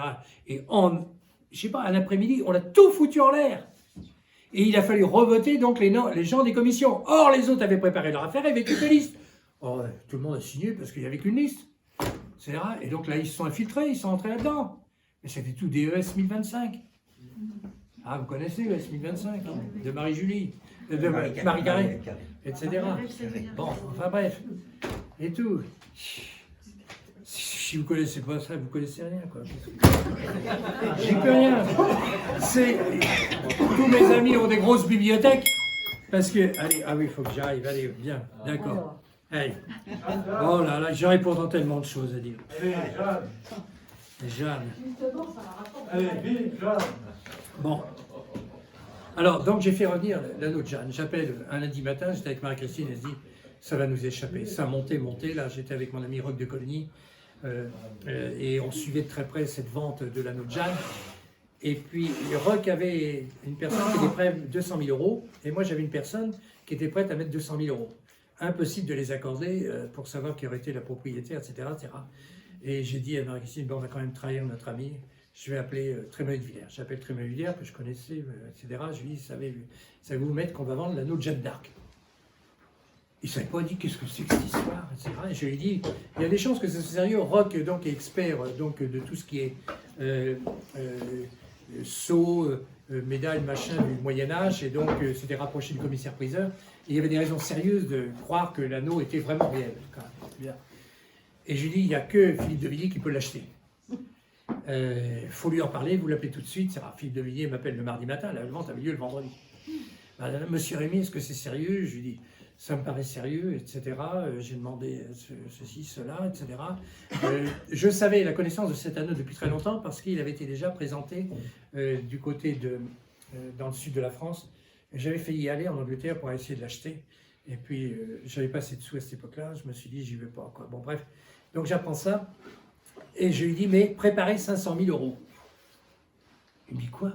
Je lui dis, ça va monter à 500 000 €. Ça a dépassé 500 000 €. 325 000 € pour le commissaire-priseur. Non, 325 000 € pour la vente. Plus 25% pour le commissaire-priseur. Hein, plus les faux francs, on est passé 500 000 €. Sur un coup de téléphone, quelqu'un qui met 500 000 €. C'est pas normal. C'est que Jeanne voulait revenir. Bon, je dis à Philippe de Villiers, alors, il m'appelle dès le vendredi, quand ça a été vécu, avec des petits détails miraculeux, époustouflants. On n'a pas le temps parce que ça serait trop long à raconter, mais des petits détails très étonnants. Et il m'a dit, ça y est, on a gagné, etc. J'ai dit, monsieur de Villiers, il faut qu'on se voit. J'avais jamais rencontré, pas de raison, etc. Alors on se donne rendez-vous chez Trémonet de Villers à Paris, dans son bureau d'avocat. Alors quand on arrive avec Marie-Christine, on était tous les quatre. Et il me saute presque au cou en disant, monsieur Rémy, sans vous, on n'aurait jamais pu. J'ai dit, monsieur Villiers, sans votre argent, on n'a rien pu faire, etc. Et je lui dis... non, c'est le nôtre, hein, attendez. Ah oui. Son argent, hein. Oui, ça c'est tout à fait bien. Et il le paiera. Il le paiera. Bon, ça, on pourrait en parler aussi. Non, mais parlons, restons sur le... Voilà. Et après, je lui dis, est-ce que vous connaissez la prophétie de Pie XII, etc. Et je lui rappelle la prophétie de Pie XII, qui est dans mon livre... Oh, je ne vais pas vous la chercher, je la résume un petit peu, quoi, etc. Et quand tout le mensonge régnera partout, quand tout sera perdu, appelez Jeanne, et Jeanne reviendra avec ses légions pour sauver la patrie et sauver la foi. Alors, je fais des commentaires sur cette prophétie dans mon livre sur la vraie mission de Sainte Jeanne d'Arc, ce texte de Pie XII. Il me dit, c'est quand même très intéressant. Alors, je lui dis, qu'est-ce que vous allez en faire? Il me dit, on va faire une fête au Puy du Fou. J'y étais, bien sûr. Après, on était reçus quelques-uns, dont Annie d'ailleurs, on était reçus par Philippe de Villiers, donc c'est un petit apéritif réservé. On était, je ne sais pas, il parlait de 3 000, 5 000, je ne sais plus. 3 000 personnes. 3 000 personnes, puis après on était une cinquantaine, on était reçus gentiment. 5 000. Bon, je peux être 5 000. Bon, si vous voulez. Bon, tout le monde avait été passionné par cette histoire, le retour de la Nojad. C'est impensable. Ah, si c'est. Alors, je lui avais demandé, j'avais un ami qui était en train de mourir, mon ami Marc Thierry, etc., qui est mort d'ailleurs la semaine qui a suivi, d'un cancer. Il a souffert énormément pendant la vente qui a eu lieu à Londres, etc. Il m'a dit, Hubert, j'ai jamais autant souffert de ma vie, etc. Et donc, on a obtenu l'anneau. Et j'avais dit de le faire parce que c'est normal chez un catholique, on demande un miracle. Le phénomène du miracle est constant chez le catholique. Les gens aujourd'hui ne demandent pas de miracle, ne demandent pas d'être guéris, ne demandent rien, etc. La Sainte Vierge ne s'en occupe pas si elle ne demande pas, etc. Et donc, Philippe de Villiers avait accepté, son fils n'a pas voulu. Bon. Et donc, on n'a pas pu aller, on s'apprêtait à y aller, etc. C'est un peu malheureux, j'aurais aimé, parce que quand mon épouse a eu sa grande dernière crise, enfin une crise terrible, il a perdu du sang partout, etc. J'étais fait de Villiers, j'ai dit, est-ce que je peux aller vénérer l'anneau de Jeanne? Il me dit, je prépare tout, appelez ma secrétaire, j'appelle ma secrétaire, je prépare tout. En effet, on arrive, elle avait prévu une charrette, tout, etc. On a prié, comme j'ai jamais prié de ma vie, etc. Jeanne, etc. Et mon épouse est sortie complètement transformée. Elle ne pouvait pas marcher, faire 2 pas. Avant, quand j'étais avec mon beau-frère, il peut en témoigner. Et donc, elle est sortie et marchait presque bien, quoi. Et donc, j'ai appelé Philippe de Villiers 2 jours après en lui disant, quand même, il m'a dit, je ne suis pas surpris, on a obtenu beaucoup de grâce autour de cette chapelle, quoi. Bon, bref. Et bon, malheureusement, après, il y a eu une rechute pour des raisons époustouflantes, etc. J'y ai cru, moi aussi, au miracle, à ce moment-là. Vous savez, quand on passe ces épreuves, on s'accroche au bon Dieu, quoi. Tout geste est pesé, quoi, etc. Toute pensée est pesée, quoi, etc. Tout, quoi, oui. Voilà. Alors, j'ai fait toute une conférence, vous l'avez sur YouTube, sur YouTube, j'ai une 20aine de conférences. Vous regardez Google Palmy, bon, je raconte donc l'histoire du retour de l'anneau de Jeanne, quoi. Après, je dis à Philippe de Villiers, l'anneau de Jeanne ne vous appartient pas. Il appartient à la France. Vous en êtes dépositaire, quoi. Alors, je lui ai proposé, bon, à ce moment-là, il était prévu qu'il construise une basilique. Bon, ça a été remanié, rediscuté avec Macron, qui donc a fait arrêter le projet, etc. Mais, dans un sens, je ne suis pas contre parce qu'il aurait construit cette basilique, il avait 2 millions de budget, d'euros, il les avait, etc. Ça aurait été, j'avais dit, il faut absolument que ça soit comme au Puy du Fou, quoi, une grande fresque historique, avec une trentaine de saints peu connus, quoi, par exemple, qui a vu une statue de Saint Rémy dans sa vie. Saint Rémy, fondateur de la chrétienté, personne. Bon, j'en connais un, aussi, j'en ai vu une, etc., qui a vu une statue de Sainte Clotilde. J'avais des icônes. Il y en a une à la cathédrale de Tours. Ah bon, d'accord. Bon, mais pour dire, il y a des tas de saints qui sont perdus, qui ne sont pas connus, quoi. Qui a vu une statue de Saint Pie V, sauveur de la France, il y a marqué sur sa tombe. J'ai été la voir, moi, sa tombe à Sainte-Marie-Majeure. Sauveur de la France. Et c'est pas pour rien. Il faut savoir l'histoire de Saint Pie V, pourquoi on a mis sauveur de la France. Ce sera encore une parenthèse merveilleuse à raconter. Mais j'ai 50 parenthèses à vous faire, mais je c'est à chaque fois 1 heure. Là. Bon, bref. Et alors, donc, il a arrêté le projet, etc. Mais je ne suis pas mécontent parce que ça aurait été du temps de l'Église conciliaire. L'Église conciliaire va disparaître intégralement. Bon, ça va être... Bon, nous avons la même secte des pharisiens qui a donc tué notre Seigneur, aujourd'hui au pouvoir à l'échelon mondial. C'est la même secte des pharisiens. Bien. Bon. Toute la passion de notre Seigneur, comme je l'explique dans mon livre, là, sur la passion, etc., c'est pour déshonorer notre Seigneur Jésus-Christ. Heure par heure, ça dure 13 heures, heure par heure, c'est pour déshonorer. Et au pied de la croix, il n'y a plus personne. Voilà. Tous ont perdu la foi, tous savent que Jésus n'est plus le Messie. Voilà. Jusqu'à temps, donc, la résurrection. Blaise Pascal l'a bien expliqué. Ouais. Christ est en agonie jusqu'au dernier. Bon, etc. Et donc là, ici, il savait très bien, j'ai tout un livre de Don Bosco, non, de saint Thomas d'Aquin, sur les Juifs savaient que Jésus était le Messie. J'ai trouvé une fois dans ma vie, jamais deux, dans aucune bibliothèque, ce livre-là. Bon, donc de saint Thomas d'Aquin pour expliquer. Bon, ils savaient que Jésus était le Messie. Bien. Mais c'était la haine, c'était ou sa place ou la nôtre, et ceci et cela, etc. Quoi. Ils veulent faire la même chose, détruire l'Église catholique. Et ils vont détruire l'Église conciliaire, pensant détruire l'Église catholique. Mais ces gens-là ne sont pas catholiques, etc.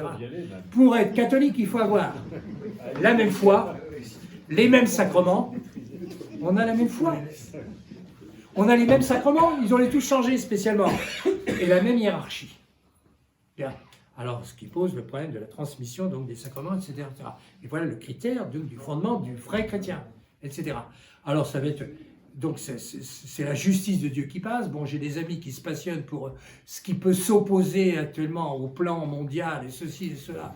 Alors ils m'envoient des mails, j'en reçois 10 par jour, hein, pour expliquer qu'on est 100 000 sur tel mail qui a vu visionner ça, etc.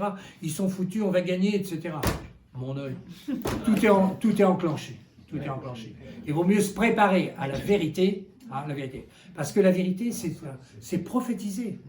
Vous avez dans le livre donc, sur de la Passion de notre Seigneur, hein, le petit nombre qui a été protégé. C'est Saint Siméon, deuxième évêque de Jérusalem, qui est mort à 120 ans. Hein. Bon, Saint Siméon, qui était donc le dernier descendant de David, hein, qui donc a dit aux chrétiens, quand il a vu les Romains traverser donc, la vallée donc, de Josaphat, les étendards déployés, parce que les Juifs obtenaient toujours que les Romains remettent les étendards dans les fourreaux quand ils passaient pour rejoindre la tour Antonin. Il fallait passer obligatoirement à la vallée de Josaphat, il y aura le jugement dernier. Donc un lieu saint par excellence. Bien. Et là, Titus a dit, allez, vous nous emmerdez, on passe, etc. Alors Saint Siméon a dit, l'abomination de la désolation dans le lieu saint. Cette formule est très importante. Dans le lieu saint, vous avez deux objets importants. La chair de vérité et l'autel du sacrifice, qui sont tous eux objets de consolation. Ils deviennent objets de désolation quand l'autel de sacrifice d'Abel, de notre Seigneur Jésus-Christ, devient le sacrifice de Caïn. Et donc, quand la chair de vérité devient chair d'erreur. Si donc ça devient donc la désolation. Et l'abomination de tout ça, c'est quand il n'y a plus d'autorité pour remettre les choses en ordre. On y est aujourd'hui. L'abomination de la désolation. Et là, à ce moment-là, c'est Dieu qui intervient lui-même. Quand il y a monsieur la désolation. Et alors, Saint Siméon a dit aux chrétiens, qui étaient certainement peu nombreux, encore que le lendemain de la Pentecôte, 5000 ont été baptisés, etc. Donc il y avait un certain nombre qui sont allés donc, dans les montagnes de Pella. Je ne sais pas, il y a eu des émissions qui ont été faites de TV sur les Pella, les rochers de Pella et tout, je ne sais pas comment ils vivaient, hein. Mais ils ont été protégés. Ils sont revenus après les événements. Et quand on lit l'histoire c'est là où c'est une interprétation personnelle. Quand j'ai lu donc le travail de Titus. Le travail de Titus est très bien expliqué donc, dans le deuxième livre sur le sac de Jérusalem, hein, dont je vous ai parlé, là, mais c'est expliqué aussi par Don Guéranger. Et Titus, donc, est le dernier justicier qui vient mettre les choses en ordre. Et donc, il y a quelqu'un qui envoie une torche dans le feu, dans le temple, et puis ça tout brûle, et puis il ne peut plus rien faire.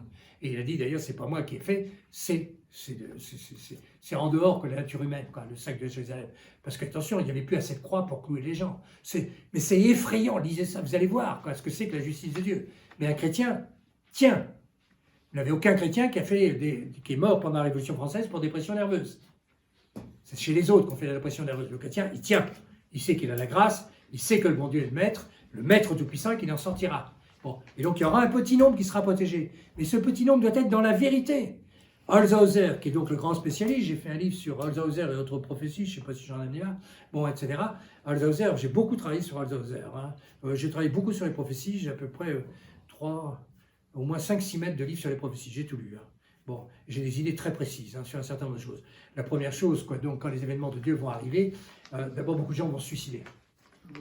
Comme en loup qui tiennent. Ils n'ont pas de raison.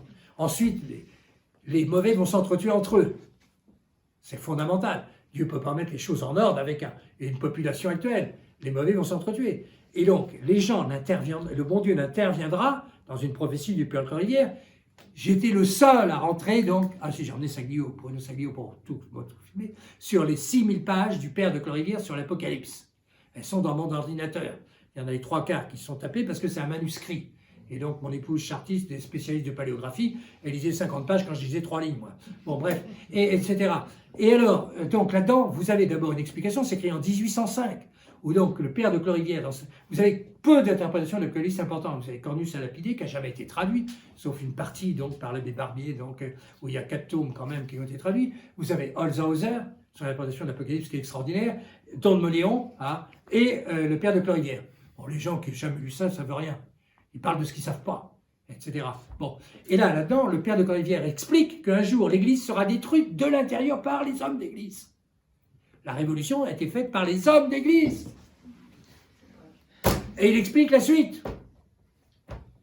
Oh, je vous en parle ou pas? Non, Jeanne d'Arc. Oui, Jeanne revient, oui. C'est merveilleux. Pour sauver la patrie et sauver la foi. Ça m'a terriblement interrogé, parce que quand je lis des choses comme ça, je les lis mot par mot. Moi, que quand j'écris mot par mot. Pour faire cette conférence, je n'ai pas dit la moitié de ce que j'avais à dire, j'ai passé une semaine. Une semaine. Bon, j'ai passé une semaine à dire, faut pas t'oublier ça, faut pas t'oublier ça, faut pas t'oublier ça. Les choses que j'ai vécues, j'y peux rien, j'ai vécu, etc.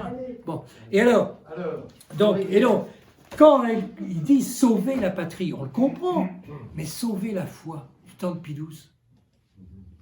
Et c'est pourtant le seul problème. Eh oui. Alors, bon, s'il faut que je vous dise la phrase la plus importante de Madame Royer. Voilà. Le monde croulera dans l'impiété, l'impureté, le complet oubli de Dieu, qui parle de Dieu. Avec tout ce qui s'est passé, vous n'avez pas un évêque qui a dit, ce problème, il y a deux camps. Les gens d'état de grâce et le reste. Qui s'occupe d'être en péché mortel ou pas péché mortel, tout le monde s'en fout. Y compris les curés ne se confessent plus. Demandez à des curés, donc la région conciliaire, parce que je l'ai fait, je l'ai demandé aux curés de la région conciliaire. Est-ce que vous vous confessez? Oh, bah vous comprenez, non, on ne se confesse plus, etc. Ils ne se confessent plus.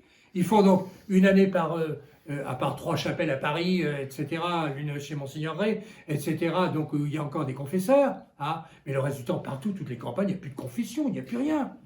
Les curés, ils sont à la télé à 18h, ils mangent à 17h, à 19h pour être à 20h devant la télé, etc. Alors le monde croulera et courra ainsi à son châtiment.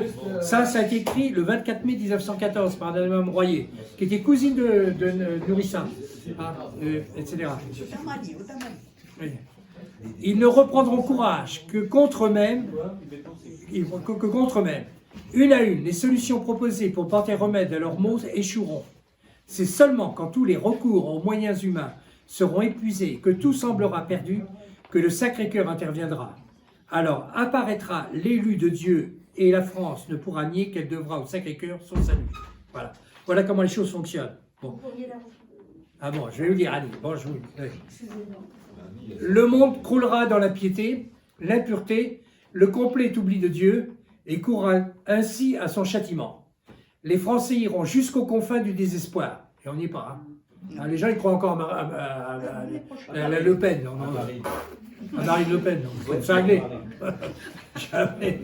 Tous les élus, tous les gens présentés dans les élections sont présentés par nos ennemis, sont choisis par nos ennemis, depuis l'extrême droite à l'extrême gauche. Moi, quand j'ai appris ça, j'ai fait partie de l'état-major de Jean Royer pour son élection. Et j'ai vécu comment tout fonctionnait de l'intérieur. Donc, je suis resté à Tours pendant plus d'une semaine, etc.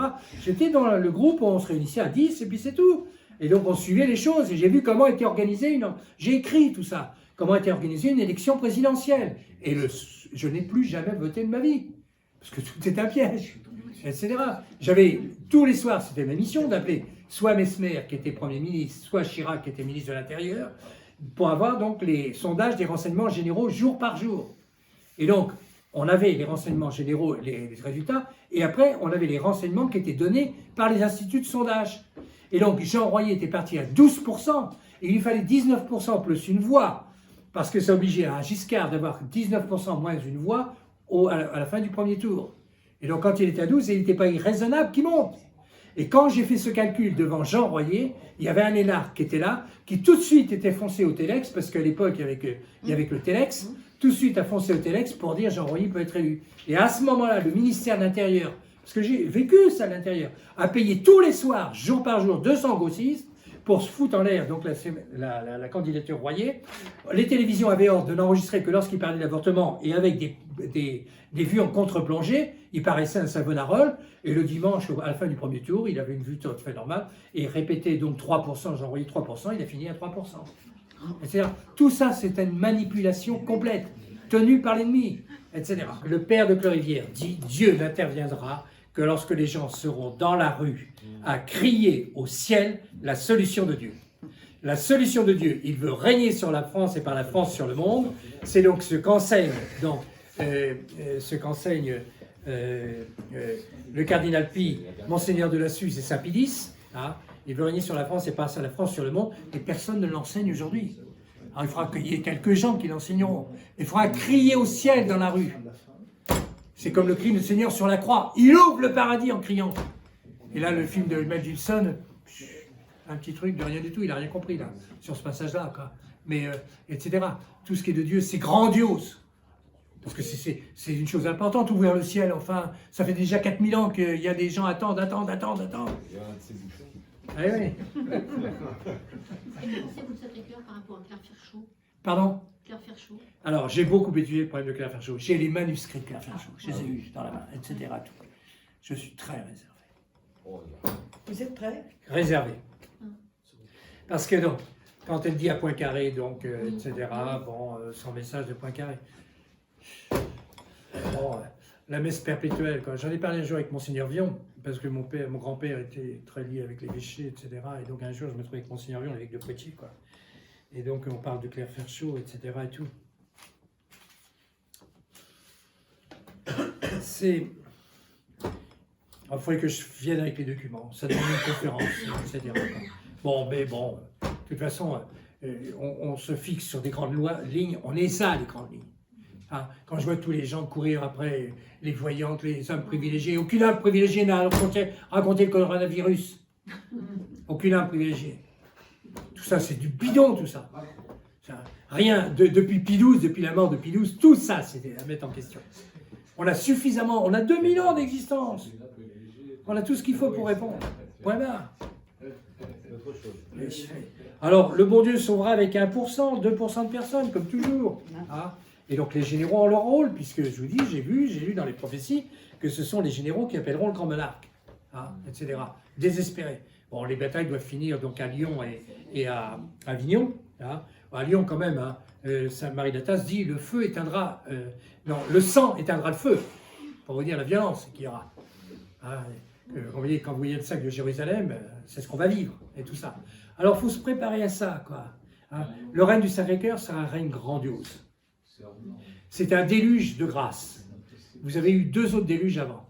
Vous avez eu le déluge d'eau avec Noé, vous avez eu le déluge de sang avec notre Seigneur sur la croix, et il y aura le déluge de grâce. Dieu est jaloux de sa gloire.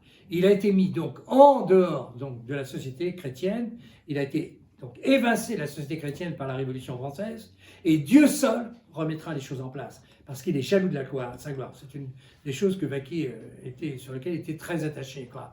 Et donc, il interviendra par sa Sainte Mère, puisque elle triomphera. Triompher, ça veut dire remporter une victoire éclatante sur tous ses ennemis.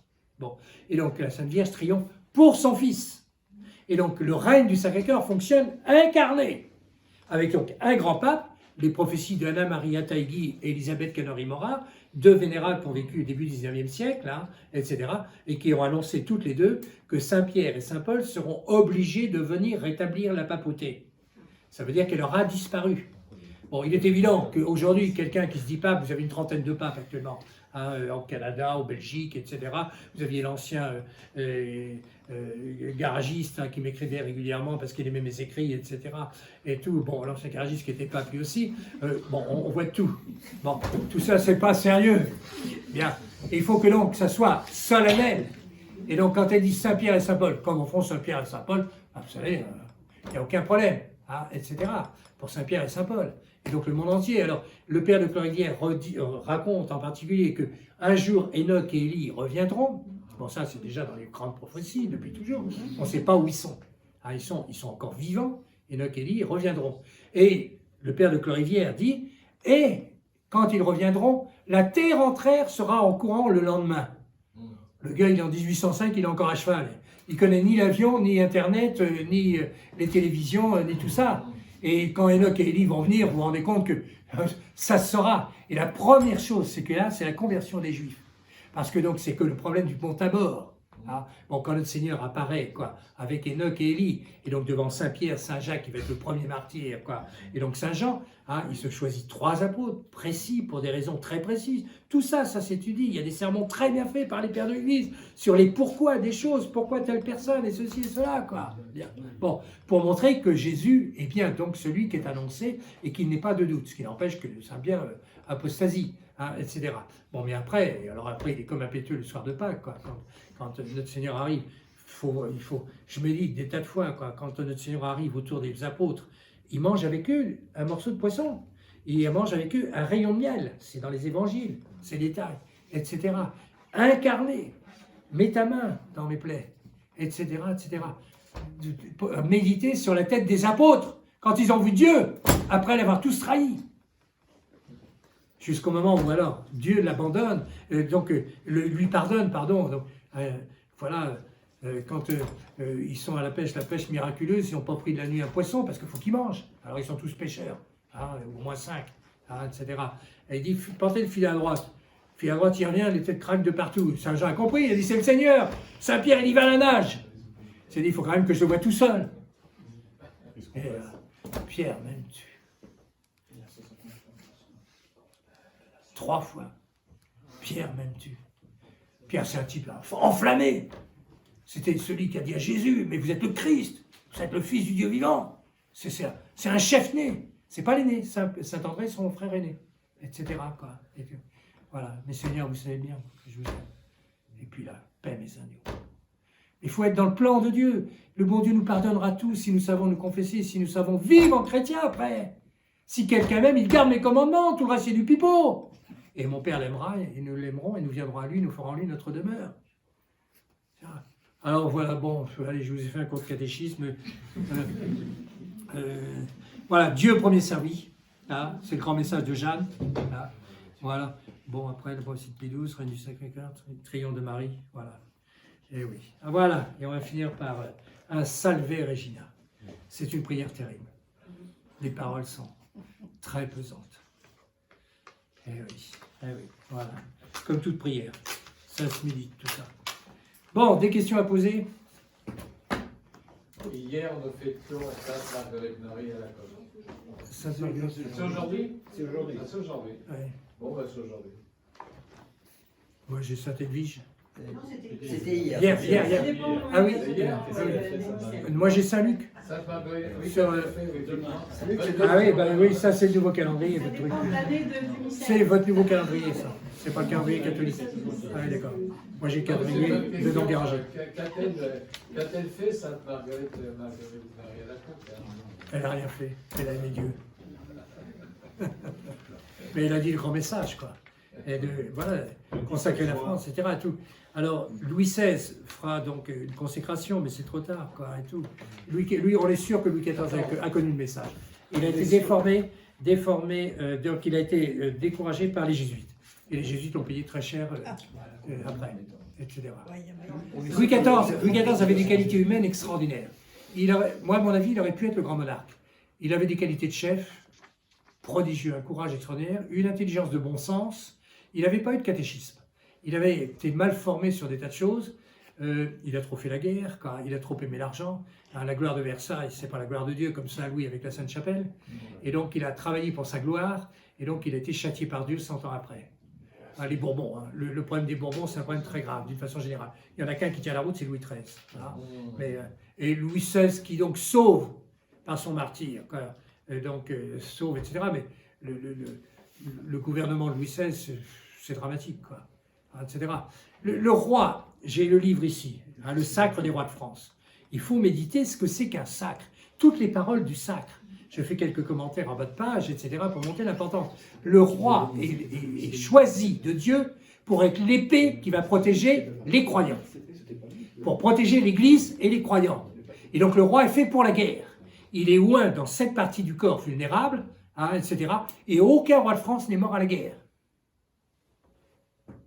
Saint-Louis 2 fois contre 9, et contre les meilleurs arabes, les plus forts, etc. Il est rétable. Il faisait 1m92, hein. C'était pas dans la dentelle, hein, etc., etc. Et les rois de France, mais à partir donc de Louis XIV, qui fait un peu la guerre en fanfreluche, Louis XV, lui, qui l'a fait faire par d'autres, etc., et Louis XVI, qui lui, fait plus rien, quoi. Mais il a perdu son rôle. C'est terminé, la page du roi de France est tournée. Le roi est fait pour la guerre. C'est Versailles qui a tué la monarchie. On dit, oh, c'est la plus belle chose, etc. Lisez ce qu'a écrit l'abbé Rohrbacher sur Versailles, hein, ou l'abbé Lehmann. Non, c'est pas l'abbé Lehmann, c'est celui des Pères des Saints-Esprit, l'autre juif là. C'est vrai, il écrit des choses terribles sur Versailles. Et oui, on a perdu le sens chrétien. Mais il y avait encore des familles chrétiennes. Il y avait encore, moi j'ai connu de la noblesse chrétienne. C'est vrai, mais tout ça c'est fini. Toutes les générations actuelles, tout est perdu. Divorce partout, etc. Partout. Puis ils n'ont plus le sens de la foi, plus personne. Qui prie? La France devrait être en prière aujourd'hui. Dans toutes les églises, il devrait des chapelets tous les jours pour sauver la France. Nos pères auraient fait ça, c'était le minimum. Même à Saint-Denis, quand j'aime bien l'abbé, le fils du général, le frère du général, Pugat, il s'exprime bien, il a un ton agréable, etc. Mais quand j'entends dire Saint Jean-Paul II, mais il a dit plusieurs fois. Je dis, mais mon gars, c'est terrible. Quand est-ce que tu vas ouvrir les yeux? Vous êtes dans le mensonge, vous allez le payer. J'y peux rien. Ah, vous croyez que c'est ce que déjà Don Guéranger reproche, les demi-vérités, déjà en 1860.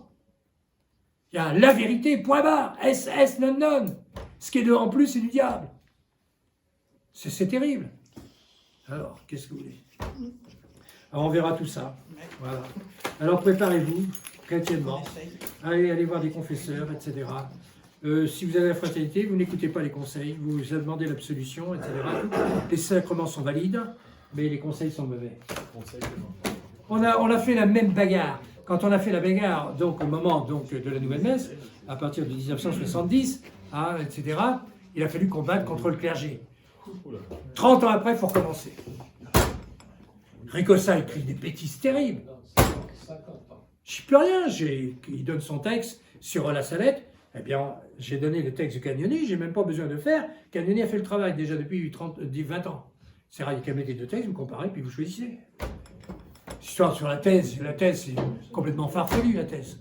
Il n'y a qu'à lire Mira Davidoglou, j'ai le livre ici, Mira Davidoglou, sur la thèse, etc. Ou la lettre de la Bézins, sur la thèse. C'est remarquable. Bon, avec la Bézins, j'ai d'autres désaccords. Il croit qu'on a la fin du monde et que le règne du Sacré-Cœur n'ira pas lieu. Donc j'ai dit, vous êtes comme, parce qu'il est juif, vous êtes comme vos ascendants et vous ne voulez pas qu'ils règnent sur nous.